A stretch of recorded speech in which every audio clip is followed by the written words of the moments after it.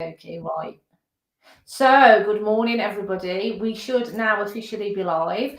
I'm just going to do a little bit of general chit chat like we normally do to make sure we definitely are live. Oh my God, getting notifications again already, and that's not from my emails. So, Kirsty and Charlotte, good morning. How are you both? Hello. Good morning.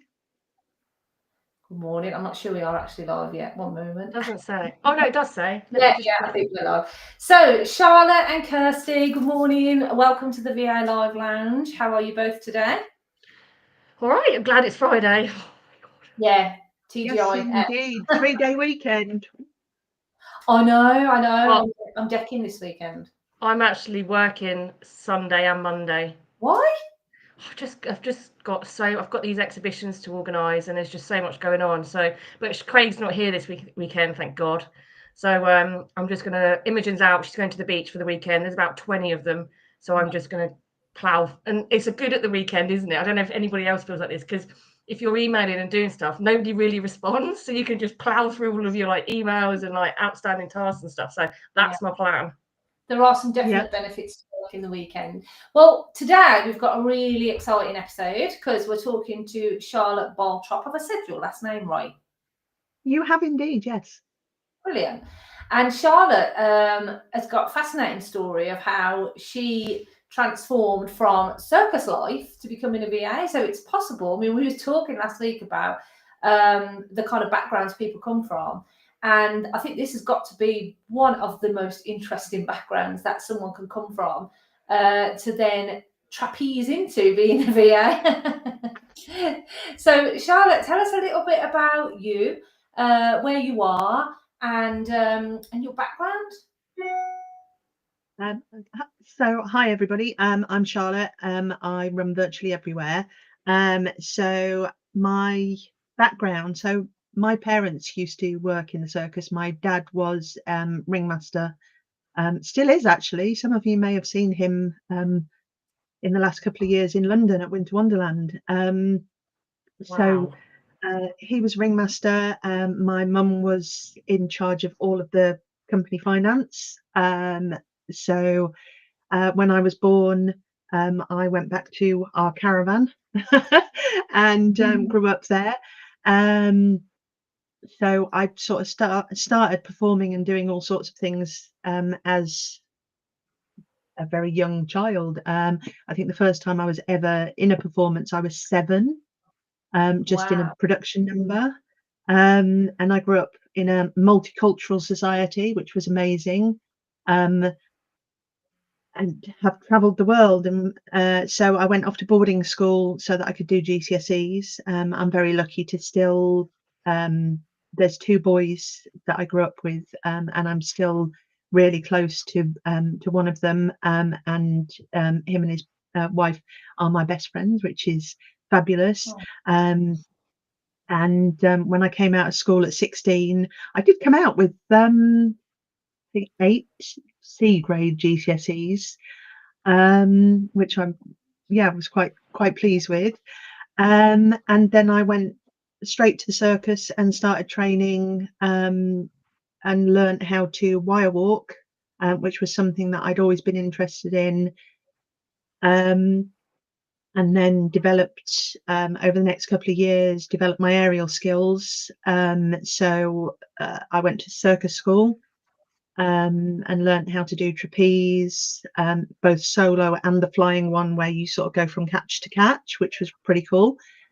And loads of other different aerial skills. And then I went off and worked sort of solo.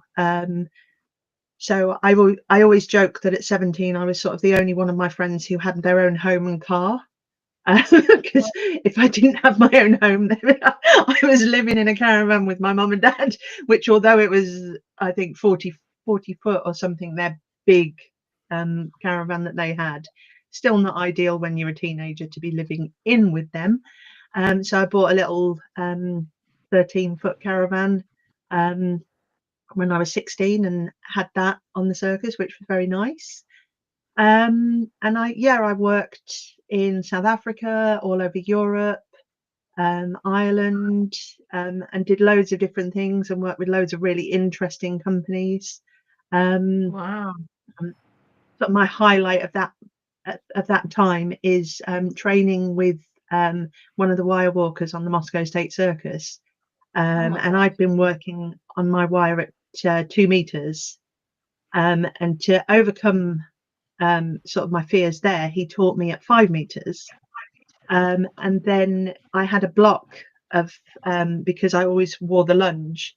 So I had a bit of a mental block about it. So he said, I know how we're going to get over this. So he made me walk his high wire in the roof of the big top, which was 13 meters high, thankfully with a lunge. But I was so shaky. I remember sitting on the platform, my legs wouldn't work. So he climbed up behind me, and it's this little tiny platform like this big, just big enough for your bum. So he climbed up behind me, and he basically hoiked me up by the lunge belt and made me stand up, and then said, and now walk. And I just walked the whole way across, like terrified. My hands were shaking, and my knees were shaking. And I got to the other end, and I was just like, I am never doing that again. But then 5 meters is a doddle, you know. Oh my goodness! How fascinating. So yeah, can I just ask that? What was for you to go to boarding school and do GCSEs? Whose decision was that? Was that yours or your parents? That was my parents, and one that I absolutely detested at the time. But now that I've got to this stage, because I'm going to be 50 in December, so now that I've got to this point, and to be a VA, it's actually really important that I have that education, because although so my mum's original job was as a junior school teacher, so she taught all of us to read and write, and until we were like 11, I was just sort of homeschooled.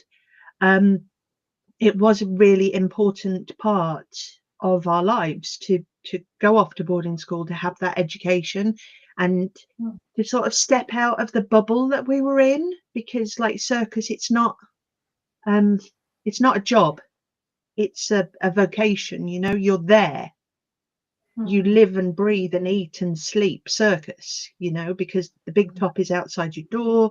As kids, we played round the big top. Our you know our PE was rope climbing, trapeze, contortion. At this stage, when I was growing up, we had animals in the circus, so we learned how to I learned how to ride a horse, but in order to be allowed to ride the horse, I used to look after it, you know. So we learned lots of life skills on the circus, which was fantastic. But to step out of that bubble and to be sort of in a mainstream school for those 5 years, I think it was a valuable thing for my parents to do. Although, yeah, as a 12-year-old, I didn't really appreciate that. And did they make that decision because they didn't think you were going to go into circus life? They didn't want you to, or they just wanted to give you choices? To give choices, and it's I think it is. I have friends who are very, very clever, but who weren't educated to the level that I was, so they're sort of locked into that being where they are. Yeah. So was it your choice to join the circus then, or so when I came out of it was mine, because I was very single-minded about that's what I was going to do. I was going to be a trapeze artist, and nobody was going to stop me. So I remember doing an aptitude test at school. You know, I'm sure we've all done them. What career should you have? And funnily enough, mine came up with administrator, and I think when I opened it, I sort of went, well, that's not going to happen, is it? I'm going to be a trapeze artist. Threw it in the oh, wow. Hold on. How long were you in the circus for? So I retired. I hurt my back in training, and I retired from sort of performing full time. 25 years ago. Oh gosh. Yeah, so like mid-20s, and it was a massive culture shock. So I sort of tried other things, but I didn't really know how to be outside of the circus then. Yeah. And then when I was 30, I went to university and I did a degree in theatre. Right. And that was a really good experience because it allowed me to sort of merge my two worlds, if you like. Um, and at school, I'd always done sort of acting, and um, acting is kind of part of the circus as well because you have to be your stage persona. Yeah. So it was sort of a natural progression. But during my degree, I decided that what I'd really like to do is be a theatre administrator, arts administrator. And then I came out of my degree in 2009 into the middle of a recession. So those jobs just weren't there. Yeah. So I went back into circus, but in the non-performing side, in the sort of management side, and I ran ticket officers and admin teams and took control of like merchandise and all of those things. Yeah. And I did that for another sort of 3 or 4 years. And then in 2016, so it wasn't 3 or 4 years, it was a bit longer than that. And then sort of 2016, it really did sort of come to that point of me going, I can't sort of sit in both worlds. Yeah. And having to sort of, or feeling that I had to make a decision of sort of who who I was almost, and where I needed to be. Yeah. Okay. And I wanted, I know that it sounds mad. So the circus, it's like it's this very wonderful creative world. But I wanted to be able to get up on a Monday morning and know where the nearest supermarket was. And Yeah. if I need the doctor, to be able to phone my doctor and make an appointment and know that I'm not 200 miles away, and all of So you those want to things feel that more come with sort of being. settled, like where you were. Yeah. So Yeah. Exactly. I yeah. wanted to have some roots.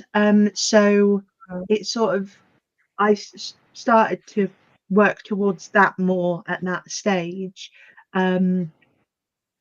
Which, yeah, so it was a Fascinating. Can I just huge ask learning that curve. when you said you were solo in the circus and then you were traveling around the world, which is incredible. Were you doing that as like you were self-employed, or were you part of your employ? So you were self-employed at the time. So most circus performers are self-employed, they're subcontractors, so in a Right. similar way to VAs. So So the circus director will find performers from all over the world who will come together, and they'll work yeah. under the banner of whatever, George's Circus, but it's a group of subcontractors that, in the same way as actors, all Yeah. subcontractors, all freelancers, they'll come together and work on that show Yeah. for that length of time. So that's how you get the constant sort of rolling with it.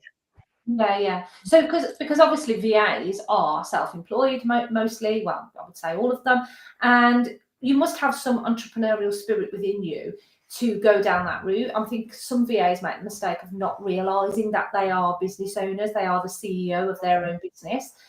So clearly you were already carving out that path in those early days without maybe even realizing it, because you were working for yourself. So you already had that. By the time you came to becoming a VA, you already had that background of managing your own business, which is great. One of the things I just want to, anybody that's watching live, if you want to just drop into the comments your background, because I always think it's fascinating to know what background people come from. So just let us know what major job, what your role was before you became a VA, or what you're doing now if you've not become a VA yet and it's something that you're thinking about. And of course, any questions that you've got for us or Charlotte, then drop those in too. You spoke a lot about education there, which I know you feel is really important. I didn't leave school with any GCSEs because I left school at 15 due to difficult circumstances at home. And Kirsty, I don't know what your level of education was. Kirsty's looking, it's rather questionable. I very much doubt there's anything to shout about, to be honest.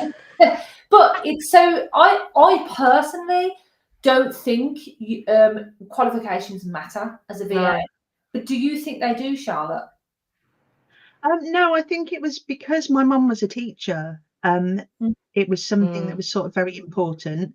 And I did my degree to sort of try and understand me a little bit better. Yeah. And it was just something that sort of I kind of did it. It wasn't a planned part of my life. I went to a dance class. So I was living in Coventry, and there was an evening class that happened at the university. It's all sort of a bit of a weird way around it. So I went to this dance class, and the teacher was amazing. And I went over, I think, 2 terms. And whilst I was doing this dance class, because obviously I've always done movement, and again, it's a big part of being a performer with the circus is dance and movement. And while I was doing this, the teacher said to me, you ought to just do a degree in dance. And I thought, well, I'm coming up on 30, I'm never going to have a career as a dancer at this age. Yeah. So I figured that it was more sensible to do a degree in theatre. And it just kind of happened. But it was it was good, it's because I've always been interested in all aspects of the creative arts. But yeah, it was never sort of, like now kids, as they're going through school, they're kind of expected, it's you're going to do your A levels, then you're going to go to university, and it's this path almost. And it was never in my plan of, so I'm going to go to university and I'm going to do this and this and this. I was always just going to go straight into the circus, and that was everything I was going to do. Yeah.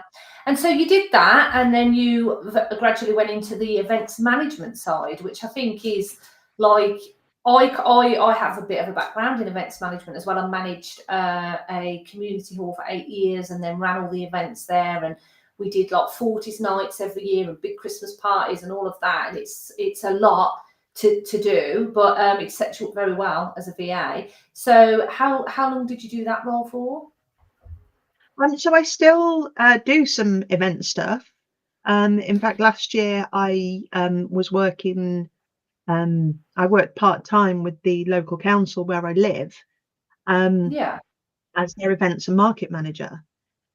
Oh, okay. So it's still something that I do. And last year I organised like food fair, and the year before that, when I was still employed, I did Christmas light switch on and VE Day festivals, all of those things, sort of community events.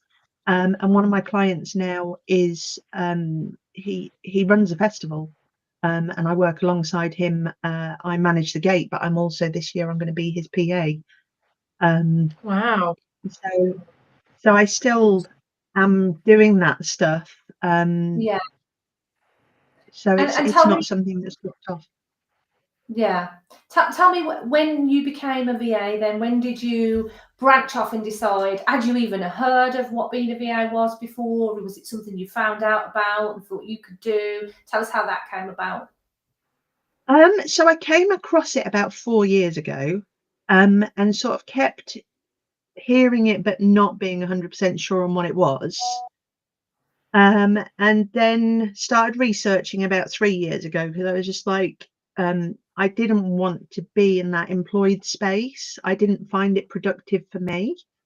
Yeah. And I didn't feel like I was utilizing my skills to the best, to sort of stimulate me. And I like to keep learning, and sometimes employed roles can feel a little stale and sort of stay in your lane kind of thing. And that's, I think, because of how I grew up, it's just like, crack on, get on with, if you need to do something, you learn how to do it, you do it.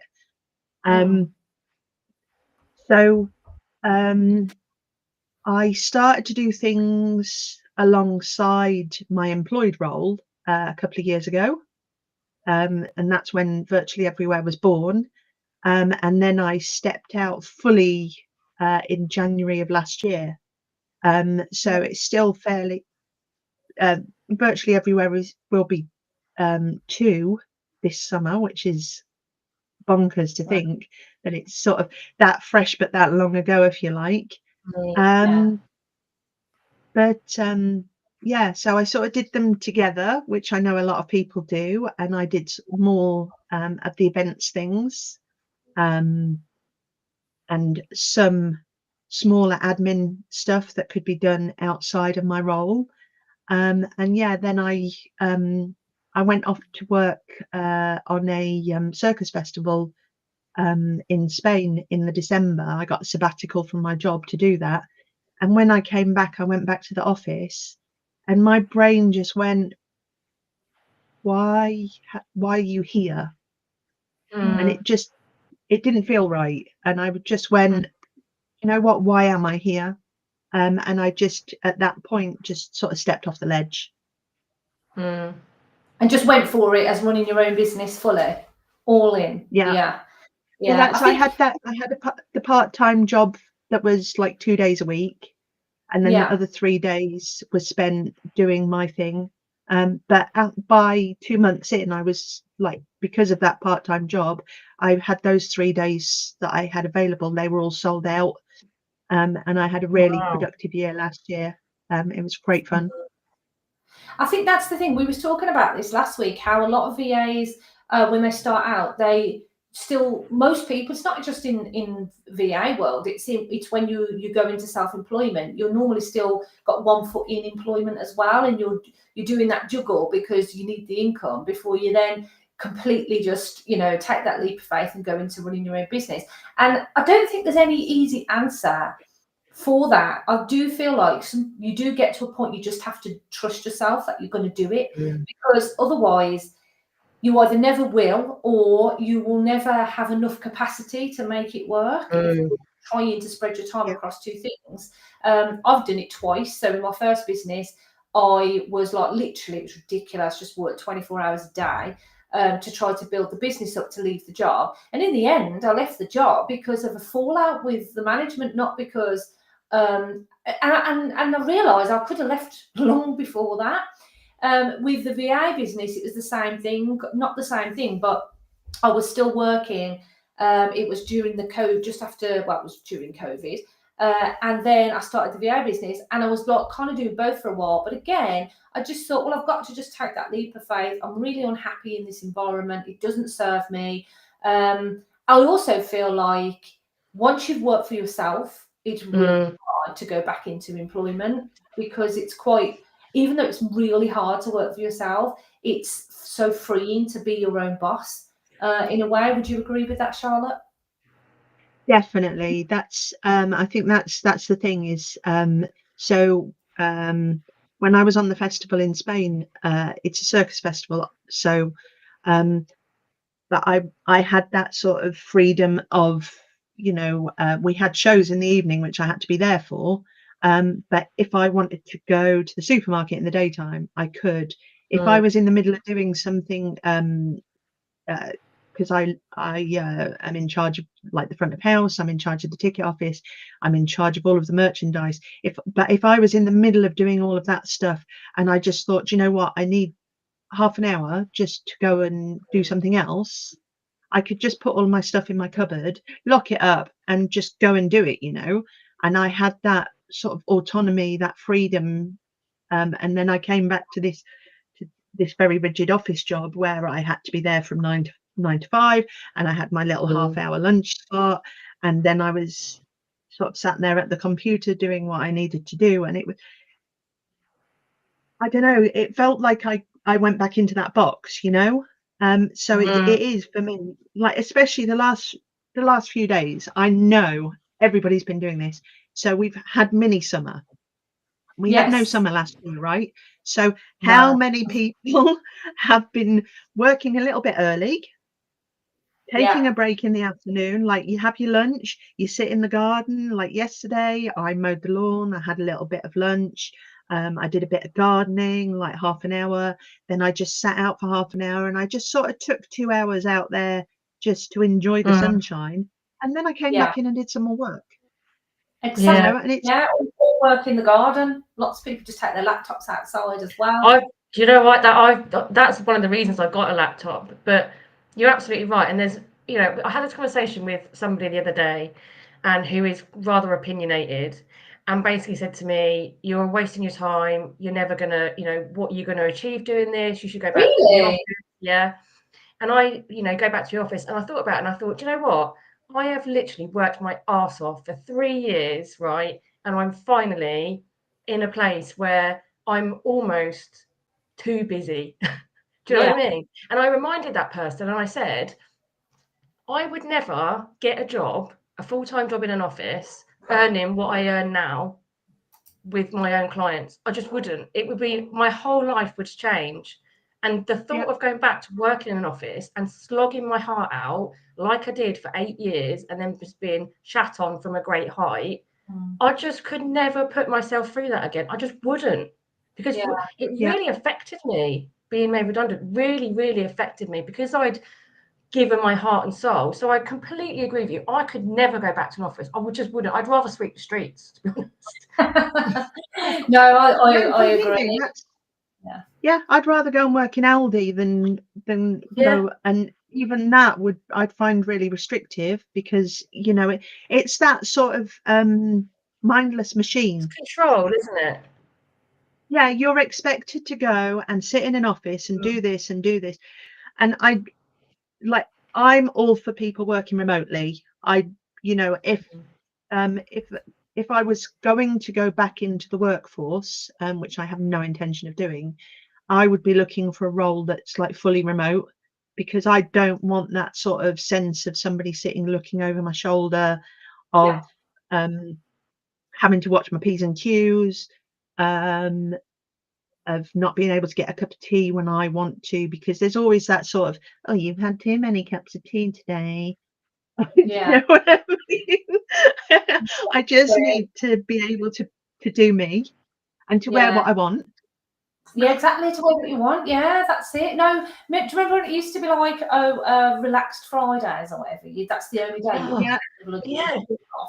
It's just you can wear jeans, but you have to give us a quid. That's what I was literally just going to say. That we used to call it Jeans Friday, but we were only allowed to do it on the last day of the month, and you had to pay £1. And it was, I can remember going into the office. This is going like way back when, before Imogen was born, and I had to wear a suit and a shirt, and like there was none of this sitting here like this, kind of, sitting in your tracky bottoms in the winter or whatever. You would have to wear a suit, but now it's just unheard of. I don't even own a pair of work trousers. I'd have to literally kit out my whole wardrobe if I went back to an office, which I'm not going to do. Yeah. And if question for you girls, what have you got on your feet right now? Flip-flops. Flip-flops. Yeah, I've got my slippers on. Yeah. But yesterday it was flip-flops, because it was 26 degrees here yesterday, but it's a bit chillier today. But that is my greatest thing. Like, can you imagine walking around your last office, your last employed place, in what you're wearing on your feet now? Do you know, it's a funny thing, because I went to this Christmas, it was Christmas. No, was it? Like, I think it was the award ceremony for my daughter's dance. And it was like black tie, like, smart dress, which I had to order a dress because I didn't own anything like that anymore. And then I thought, oh, I'll get some heels. Oh my Lord, it was the worst mistake I ever. Heels? I couldn't even do them up, let alone walk in them. Don't wear me up boots. Yeah, if anyone listening can relate to what we're saying, if you're if you're in an environment where you're unhappy, you're currently still working and you're trying to make that breakaway, then please just ask us any questions that you want, because we've all been there in the comments. And we have got to come to some questions that people have asked on our Facebook page, which we'll do in a little while. So you went into becoming a VA, and I noticed from your website that you do work a lot in event management, and that's a natural thing to do. So I think you've already answered the question, really, that it was a natural transition to obviously offer that as a service. But we talk a lot in the VA Live Lounge about niching, and I think that clearly is your niche. Do you agree with that? And if so, did that help you get clients easier than what you, if you'd have gone out there solely offering admin, social media, everything everyone else is offering, and not the event management side, do you think it might have been more difficult for you? Yeah, I guess, like, funnily enough, I've never thought of events being my niche. I always think like my niche is working with creative clients. Yeah, yeah, cool. Yeah, same thing, isn't it? So you've marketed yourself to a particular Yeah, audience, and we say yeah, if you definitely. niche, it helps you, number one, define your target audience, and number two, create the right messaging approach, because you naturally are going to put out emails, messaging, and all of that, or contact people to that particular audience. And it's going to make it easier for you to get those kind of clients then, because you're more relatable, if you know what I mean. Yeah, completely. And that's like early on, I've done a few courses and stuff on the marketing, you know, how to be a Yeah. VA, blah blah blah. And somebody said to me, well, your USP is your circus stuff. Why not create a series of like LinkedIn posts based on those? So I think I was trying to find, one season I did a plate spinning act. It was like there was 10 of us doing it. So we did it all together. And I was funnily enough, in my dressing gown. Because it was just like, oh, let's grab people out the backstage area and drag them in. It was very amusing in Holland. I was trying to find a picture of that because I wanted to say like I balance tasks, but I ended up using a high wire photo. And it's just sort of saying to people like performers, because I have a lot of friends who are performers who in the high season, their summer, they don't get to their admin. Yeah. And I say to them, like, well, but you can work with a VA, you know, like I could work with you over the high season for X amount of hours, you know, even if it's a couple of hours a week, just to keep on top of your admin and make sure everything's okay. But they don't want to kind of step into that. I don't know. It seems to be like an uncomfortable thing of, but I'm a one-man band, I don't need a staff member. Do you know what I mean? Well, that's And that's the pushback from most clients that VA yeah, is that pushback. Yeah. completely. And that's what I wanted my sort of client base to understand, that I know I've been on that side of it. I know that in high season, you don't have, if you're in a field in Glastonbury for a week performing, like, so you get there on the Monday, it might not open until Thursday, but you have rehearsals. You don't have the time to be opening your phone or your laptop to deal with any inquiries. So therefore you've lost bookings. Yeah. Two, if you're staying in a tent, you haven't got the electricity to open a laptop for a start, so you will be relying on just your mobile. And three, you don't have the social battery left, because it's, you know, it's Valhalla for performers going to Glastonbury. As a circus performer, if you go to Glastonbury, you can just spend all week talking to various people that you haven't seen for a year, because Yeah. everybody's there, Yeah. And have you managed to convince people then? you know. Is that And where you're?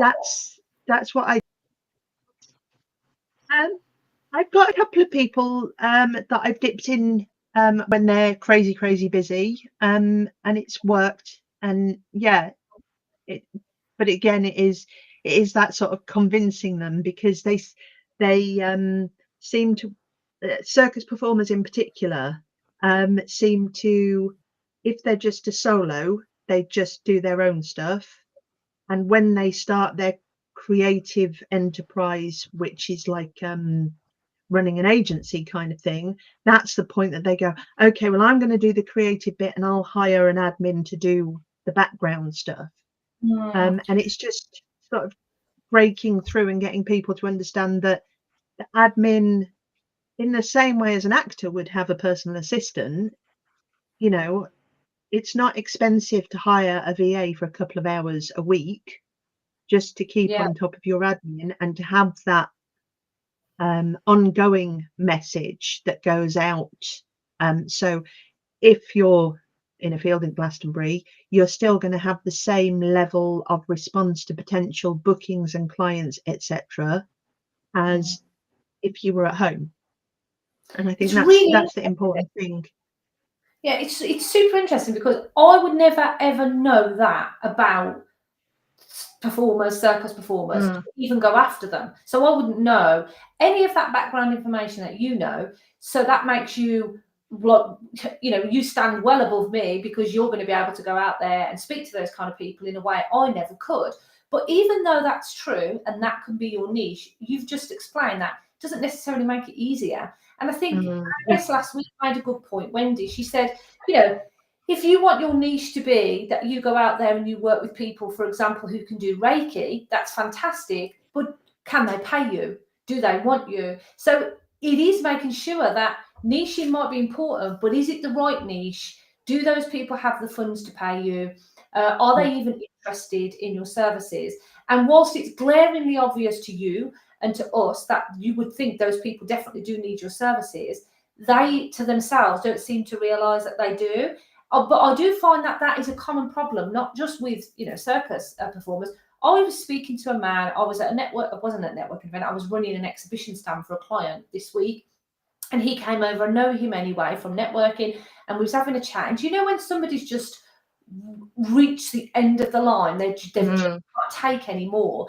And this is someone who I think sometimes they just let everything out, and was just telling me they're so busy that it's a one-man band, so busy that he just can't. He said, what I found was quite sad.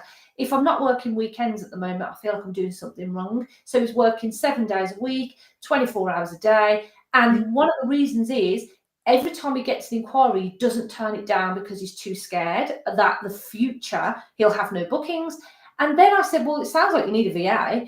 You need somebody to help you. And then even though they're so stretched, it's that fear of taking someone on.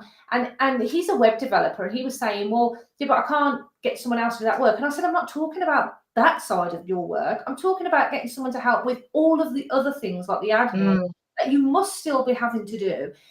Exactly.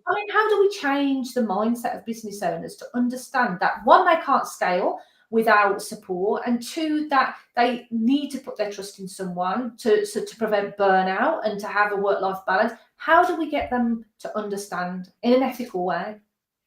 I think so. I put out a post on my LinkedIn this week, basically saying, like, when I was a full-time employed administrator, this is what I earned.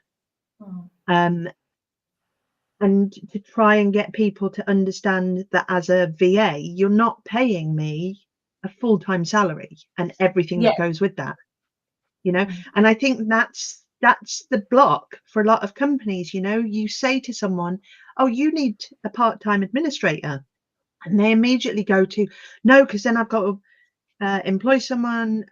Sorry, I've got to advertise, I've got to interview, I've got to do employment contracts.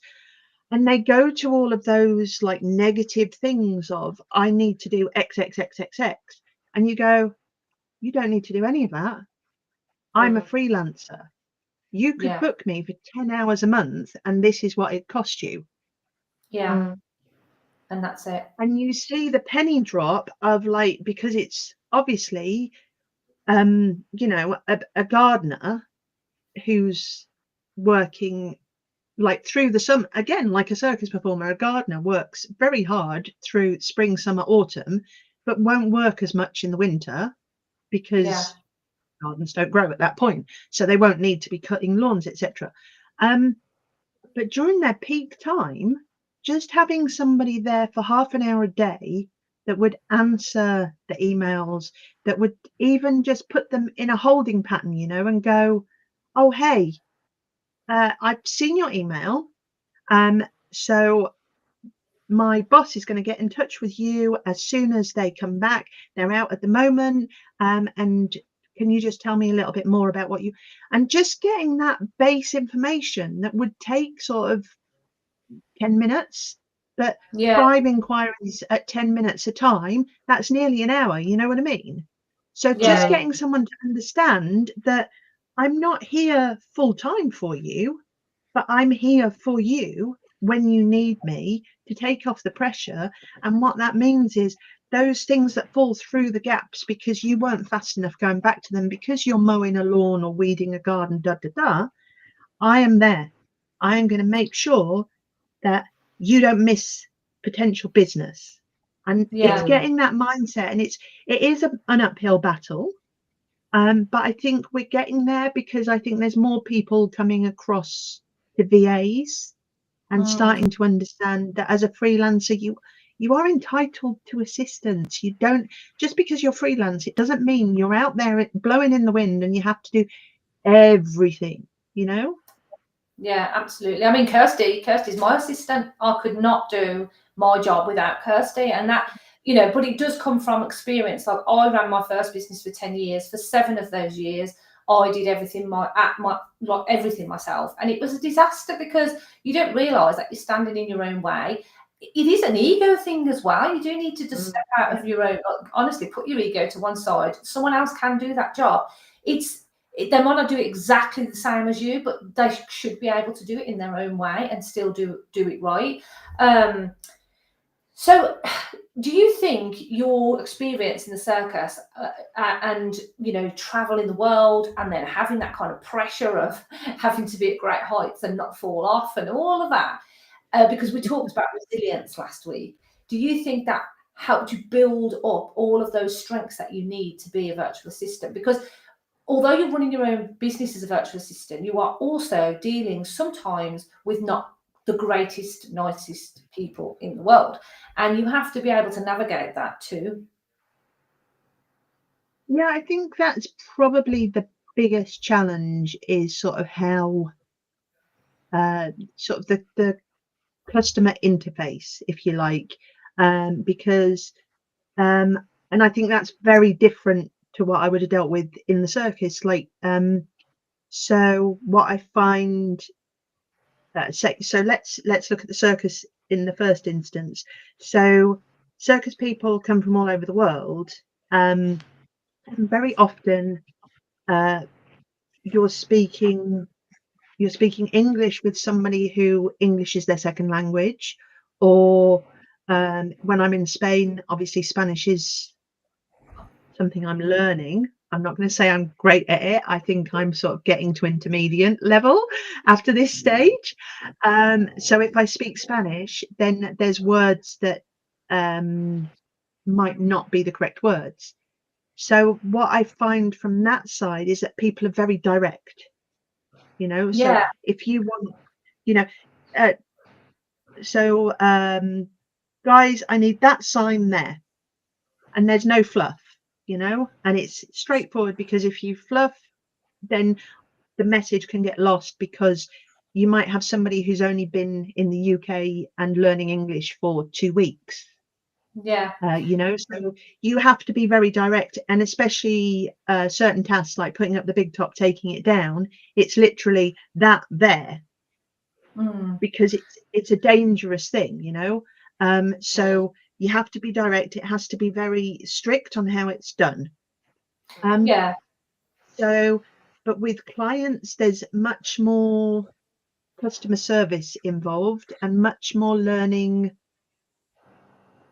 sort of how to communicate with each person, and every client is very different, because it's a personal relationship, isn't it? So you have to build those personal relationships and professional at the same time, Yeah. as well as, so you hit the ground running, but there's that you're basically stepping into the middle of their business and asking them to trust you that you're just going to crack on and do exactly what you need to do, because you are the professional at what they've hired you to do. But you can't just turn around to a potential client and go, no, this is how it's done, you know. Yeah. So yes, it might not be done how that client is asking you to do it, but you need to sort of handle the situation in a different manner. Yeah, you do. And you're right, every client is different. So it is getting to know that client, and it's it's having a great onboarding process, taking them on that journey with you, explaining to them, hand holding, being proactive. All of those things are really important as a VA. I just want to come back to something that's just tickled my mind whilst we were talking back there about you having to try to, for example, convince performers during the high peak season in the summer that inquiries are still coming in. I think it's really important as a VA to be able to diversify your offer. And one of the things is, as you go along, you learn a lot. And for me, I always think, ask yourself the question, especially if you're struggling to get clients, how can you think outside the box? How can you add a new offer to the table? Now, for me, I'm a tech VA, so my brain would go to, I'll tell you what I'll do then. Instead of being your VA in the summer, I'll show you how to completely automate your process so that when you've got inquiries coming in the summer, you're not going to miss any leads. And I can do that through a system of automation. So I can train you, you only pay that one fee, and then you can go off and it's put in. And that's where my brain would go. Because I'm looking at that saying, I could totally make that a system that could work for them ongoing and they won't need me. So I think it is important, if you're hitting roadblocks with potential clients, listen to what they're saying, capture information, and use it as your messaging for pain points. Use it as a way to solve that problem. So if a client is, they're too scared or whatever, or whatever the reason is, how do you solve that problem and work on that? Because if you can work on that, you're not trying to find clients, they're going to find you. Answered that question. So that's something I would say. Now, one of the things that I want to talk about with you, and I like to talk about this with everyone I speak to, because it fascinates me. It's so varied the way people do it. And someone asked this question in our Facebook page, which is brand new, by the way, More Than a VA. So go find that on Facebook and join the group. I want to ask about pricing. So I believe firmly in charging up front. And I didn't realise that VAs were not charging up front. And I just could not understand it, because we've heard such horror stories of not being paid. And I don't think you've got any protection as a VA if you don't charge up front. And Kirsty suffered that. She lost nearly £1,000 with a client who didn't pay her. And that was like her mortgage payment. So one of the people in the VA group, Alison from Allocate VA, asked the question, but how do you get paid up front if you don't know how many hours you're going to do? Now, I'm going to answer it, and then you guys can chip in. The simple answer to that is, because I also don't think you should just have random hours for a client. Personally, I don't think it should be that you have like an open system where you just have the clock running all month, and then you go, right, this month I did 50 hours. Next month I'm going to do 20 hours. And the reason for that is, one, you cannot know, therefore, your capacity. How do you know how much time you've then got left for other clients? Because let's say you do 50 hours for that client one month, but next month you only do 20. Where are your other 30 hours coming from? Then the other problem I've got with that is if the client gets carried away, which a lot of people do when they're taking a VA, they get really carried away. It's really exciting. I'm going to give them loads of work. They might then go, well, I didn't know it was going to cost me this much. I didn't have to do 30 hours. I thought it was only going to be about 10. Then you've got that problem. I think the best thing to do is to really listen on the inquiry call about how much time you think, on your experience, that person's going to need, and put that into a bundle of hours, into a package. You might say, I think it's going to be about a 20-hour package, a 30-hour package per month. This is how much that's going to cost you. But what happens is, if we run out of time, you can add more time to the clock, or you can wait until your time resets. If you don't use all the time, you can roll it over for next month. And that is how I would approach that. What have you got any different approach to that, Charlotte? How do you charge? Do you charge up front? Do you charge an invoice? I'm exactly the same as you. So I book out blocks of hours. So I encourage that. So like through my website, I offer a block of 10 hours at a slightly lower rate than an ad hoc single hour would be, so that it encourages people onto those retainers. But exactly the reason that you're stating, you need to know where you are. You need to, And getting that up front, it guarantees that your client knows, okay, so I've got 10 hours this month. So that works out as roughly like half an hour a day, doesn't it? So, okay, so I've got that much time. And then if they gave me a big task to do that within that, then I would have to say to them, okay, so if I do go over the hours, then that would be booked as extra time. But yeah, I agree. So retainer clients for me can go over their hours slightly, which I will book as an extra ad hoc, but only slightly. If it's a recurring thing, then I'll look at getting them to increase their retainer for future. But yeah, retainers are the way forward. It protects us, and it means that you're guaranteeing that that time is saved for that client. Yeah, because I think next week Kirsty and I are on the show alone, and we're going to be talking about how to manage your time as a VA.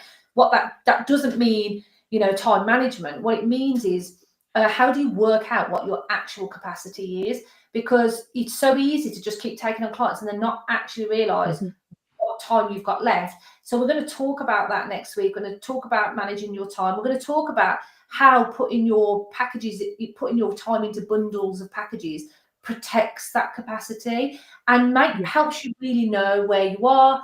And we'll talk about the best tools to use for that. And I think we're going to talk about how to approach this with clients, because one of the problems I face is I've got I use a system where I block all the times out for the clients, but then let's say, so they don't know, but I've got them into like time categories. So let's say I've got X client, and on a Monday I'm going to work at 11 o'clock for them. On a Tuesday I'm going to work at 12 o'clock for them. On a Wednesday I'm going to work. They don't know that. It just helps me manage my time.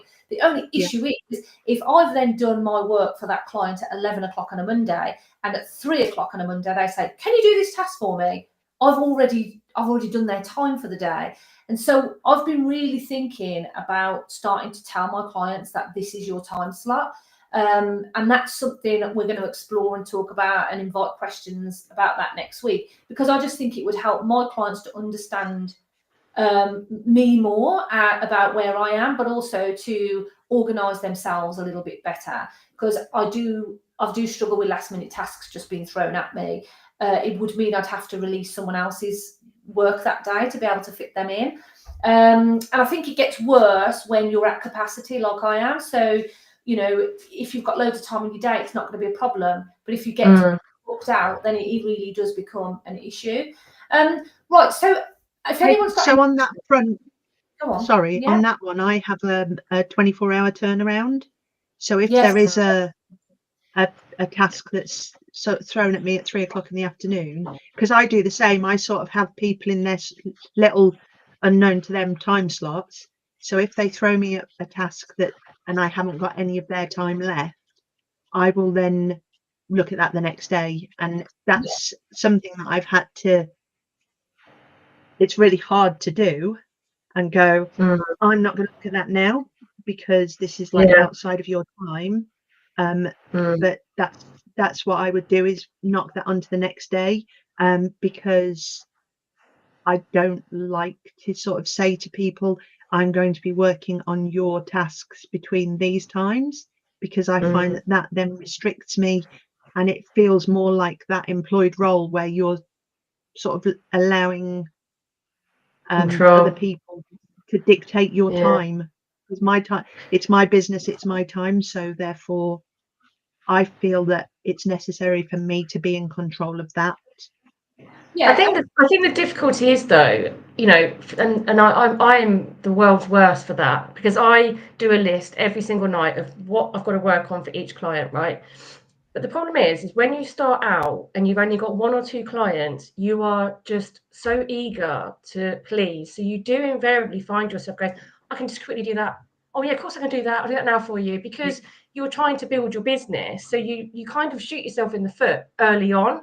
So trying to then retrain your existing clients that, know that you'll just at a drop of a hat go, I'll just quickly do that for you, or yeah, no problem at all. Or they just ring up whenever they feel like it, which is fine for some people. But if they don't know how busy you are, how booked you are, or how full you are, whatever, they're not going to know that it's out without boundaries to phone them when they need something doing just like that. It's starting as Yeah. you mean to one, isn't it? I mean, Charlotte, we actually do have the same policy as you. We do have a 24-hour turnaround policy. However, it doesn't stop clients forgetting that and still thinking, you know, that, can you do this for me? And you're like, how am I going to tell them that I've already allocated their time to that? And often what actually happens to me is I'm not even noticed their message till the next day anyway. And by then, they've done the work themselves. And that just makes me feel like, you know, crap. Yeah. But then I'm like, well, but so I think this is the way I'm going to go. But it's something I've been toying with, and I'm going to talk about it next week, and would love other people to just join the comments and tell us what they do, how they do it, because there must be people, VAs out there doing things, you know, very differently and having a system that works really well for them. Is there any advice that you would give to virtual assistants starting out? Because there's so many now. What would your top tips be for, you know, successfully launching your VA business? Oh gosh. So there's two that I would absolutely swear by. So the first one is you don't have to be able to do everything. You can learn. You know, we've been in one of the groups I'm in. We've been talking about project management software this week, and somebody put up 5 different, and I said, oh well, I've used whatever it was, ClickUp, Asana, and Trello. I think are the ones that I've used with various clients. And I said, oh well, I can use all of those, and it's just something that you can learn as you go along. Absolutely. And the other thing that I wish somebody had told me when I was young, and this is not just for VAs, this is like as a thing for life, I think that is very, very important. No is a full sentence. You do not have to justify yourself. As a small business owner, if somebody is asking you to do something and you are not comfortable with it, you can just say no. You don't owe anybody an explanation on that no. I love that. That's just fantastic. But I think that comes with wisdom, experience, a bit of age sometimes. Younger VAs, I think, will struggle a lot more. But I totally agree with you. It's knowing your boundaries. You do get to a point where you say, I'm not going to accept that. I'm not going to work with that person. I'm not going to do that job. One of the things that we're obviously an agency. So my agency is LTVA Services. And I like to protect the VAs, and that's why we've got 3 specific packages, which is simply admin plus tech, and admin plus marketing. And then one of the big reasons I did that was so that anyone that didn't have tech and marketing experience could be a simply admin VA and wouldn't ever have to deal with a client saying, could you do this marketing thing for me? Could you do this website thing? And that VA feel like they have to say yes, because they could come back to me and know that I'm there to say, no, you have to go to a VA who has got those skills. Yeah. I think that's really important, and to have that level of protection, I think that's great. So I will say to people, if it's something that I'm not 100% comfortable with, that's not something that I do, but I can help you to find somebody who can help you with that. Yeah, it's brilliant. It's just getting comfortable with that kind of conversation. Well, I think we're just about done, but it's been really fascinating speaking to you, Charlotte, to hear your journey and how, and it's been really honest as well. You know, you haven't made this sound like it's been super easy to go into being a VA just because you've got this particular niche background. It hasn't at all. And I think that's a really important message for the virtual assistants to know. Where can people find you? Because I think a great thing for you to do, because my brain's always going around about how you can, you know, monopolize on things. You should definitely start an affiliate scheme where virtual assistants who don't have your events management experience can pass clients your way, and they can earn a little bit of commission on it. I would definitely recommend you do that because thank you very much. We get clients sometimes that might really need that specific skill set that we don't have, and I would happily pass them over to you. So where can people find you? So my website is vaeverywhere.co.uk, and my company is Virtually Everywhere, and Yeah. I'm on LinkedIn and Facebook and all the usual channels. I don't do TikTok. I'm too old for that. Oh, blasphemy! Oh no, that's brilliant. It's been really lovely to talk to you. What will happen now is if you've just joined and you didn't catch the whole episode, it will go back onto the grid within the next hour or so you can watch the whole thing live again. And this will also come out as a podcast next week on all of your usual podcast channels, Spotify, Apple Podcast, and so on and so forth. And if you visit morethanava.org, you will also be able to see all our podcast episodes on the podcast tab on there as well. And yeah, so thank you. Everybody have a great weekend. Enjoy the sunshine. I hope you get it wherever you are. Thank you so much, Charlotte and Kirsty, for being here today. And yeah, have a good one. Take care. See you later. Bye. Thank you.